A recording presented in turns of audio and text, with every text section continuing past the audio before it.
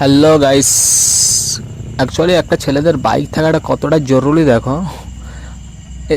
এদের দিন একটু দেখে দেখো, এরা ভিডিও বানাচ্ছে, আমি এদিকে বসে বসে মোবাইল দেখতেছি, দেখলাম ভিডিও বানাচ্ছে, তাই তোমাদেরকে দেখালাম। ছেলেদেরকে আসলে যদি বা একটা বাইক থাকে, মানে দামি যদি বা একটা বাইক থাকে, ছেলেদের আর কিছু লাগে না। দেখো, সে আরামসে চুপচাপ ভিডিও বানাচ্ছে, না কোনো গার্লফ্রেন্ডের কথা ভাবতেছে, না কারোর কথা ভাবতেছে, না ফ্যামিলির কথা ভাবতেছে।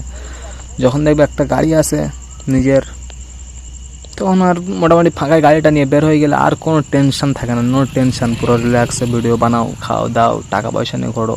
তবে টাকা তোমাকে কামাতে হবে, টাকা না কামালে কিন্তু এগুলো করতে পারবে না। তো তোমাদেরকে সবসময় বলো, হালকা মেহনত করো, মেহনত করার পরে গ্যারান্টি দিচ্ছি এদের মতো আমাদের মতো ঘুরতে পারবে আরামসে। আমি একসময় গরিব ছিলাম, আমার কাছে কিছু ছিল না টোটালি, এখন পর্যন্ত কিছু নেই, তবে যা রয়েছে আল্লাহ তাআলার রহমত, অনেক কিছু রয়েছে আমার,